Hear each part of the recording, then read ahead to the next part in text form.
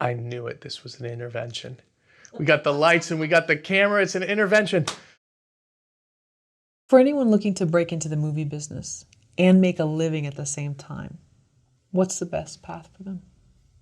I would say, but well, what do they want to do in the movie business? That's a better question, because like, you could make a living doing what you want to do, but I mean, if you're saying like just like person A just wants to work in the film business and needs to pay rent, and like there is no like aspiration of what they want to do. Okay, well, suppose they eventually would like to be a director, but they realize they can't just start out that way. So they're not starting out from an extra point of view where they could just go to central casting and actually get a paycheck for I the mean, day's work. Crew work. I mean, that's how you can like work up the ranks. Or like, if they have access to financing or distributors, they could, be a producer, put together a project, and then they can kind of negotiate their pay from the budget there. But like the guaranteed, money right off the bat is starting up in crew and working your way up. The first few movies I did as a director, I didn't get paid. I did for free. It was, like the first 3 movies I did, I just used the budgets to put it on screen. And I thought like a director made money off of how the movie did, not that. And then I remember I got hired to direct a movie, and it was my first time getting paid to direct a movie. And I got paid $1,000 to direct this movie, and I was like, holy shit, I can get paid to do this? Um, so I mean, like it's definitely the best way to fully be paid right off the bat would be crew work. What if someone says, "Well, I want to be paid. What? I want to be paid. My services are valuable. I realize I'm brand new, but I want you to pay me For what? to work." Yeah, but as what? Okay, I'm going to be a gaffer. Yeah, that's crew work. Okay, Yeah, I want you to pay me. yeah, they would pay the person. They wouldn't work for free. I mean, unless it's your friends, nobody's working for free. I mean, you gotta hit minimum wage. Okay. At least here in California. I mean, if it's your friends and you're making a movie over the weekend together and everybody's doing favors, that's when people are working for free. Like, my first few movies, I was a crew of 3 people. It was me, my buddy, and my other friend. And then the second movie I did, it was just me. Like, so, and then the third movie I did, it was like, I think my friend and my other friend that like high school friends, like people I'd like known a long time. So like they didn't, none of us got paid. We were just doing it for fun, and to make something cool. But yeah, like, when you're getting into professional business where money is being spent, you can't have people working for free, unless it's like a college internship program. I mean, you were willing to put in your time, even though some of these were your own projects, where you Yeah. weren't going to Well, be see, paid. I was willing to do that, and some people may be willing to do that, and maybe that's possible, but you know, that was like before, if that makes sense. Like that was like earlier, like labor laws have changed in California.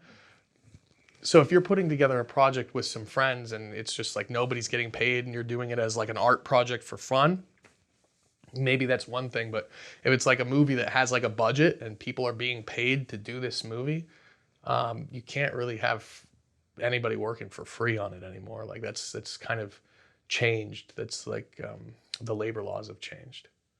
Oh. But you would be willing to do it for free again if you were just starting out? Not now, I realize. If I rewinded and could make the same choices that I made, I would do the same thing. Yeah.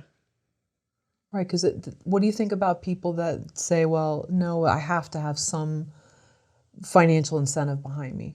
I won't make these films unless I get paid.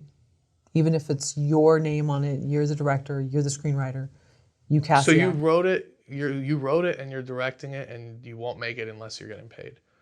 I mean, to each their own, you know what I mean? I would say like, if I was starting out and somebody gave me the opportunity to make my first movie again, and it was just, just the money to make the movie and I couldn't take a paycheck, I would make the movie. Like that's what I did and I would do it again. But But, if somebody maybe has, 2 kids and they can't take the time off because like, everybody's circumstances are different. I'm just trying to get in that headspace. It depends. If you can't afford, like if you're living paycheck to paycheck and you can't afford to take that time off to do that movie, to do this, I understand, everybody's circumstances are unique and different. Have you tried to structure your life so that you have more freedom to be able to take the projects you want to take without having to be dictated by a paycheck all the time? Somewhat, yeah, for sure. I've been definitely trying to get pickier and stuff, but I also remember my dad always told me that every movie that I did from now until I was 30 would always be remembered as my early movies. And so I've kind of kept that in my mind, is like everything that I do is like, this is like me learning, this is my early years. And then like, once I hit 30, that's when I'm like, okay, then that's when I'm making movies, so like right now I don't know if I've actually started yet.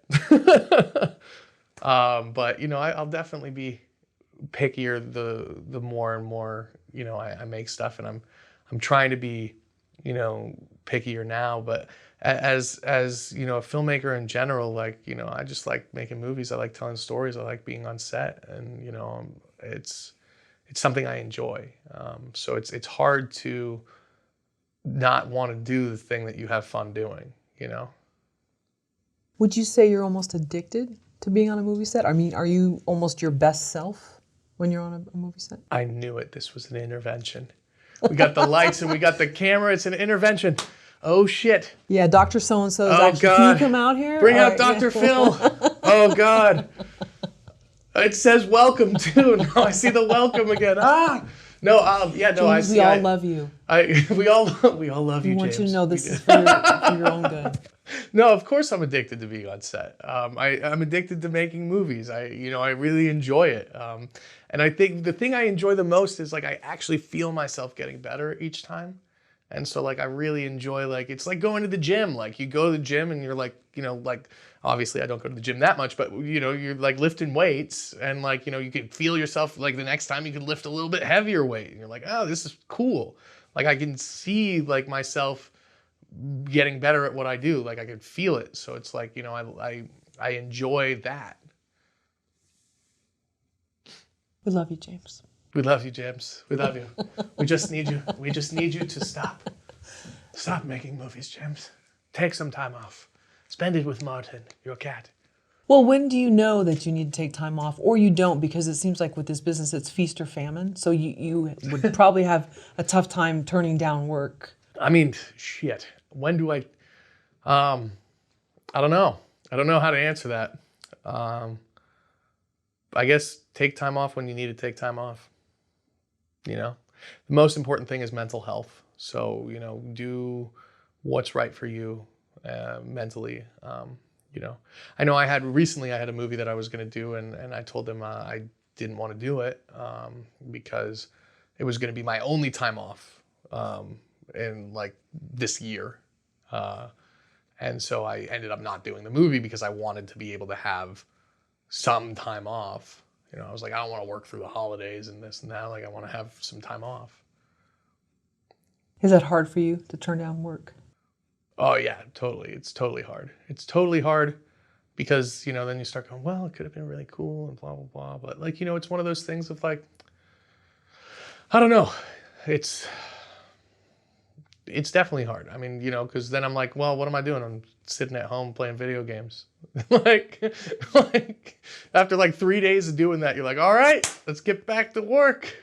Sitting at home playing video games, eating Subway sandwiches. Let's get back to this.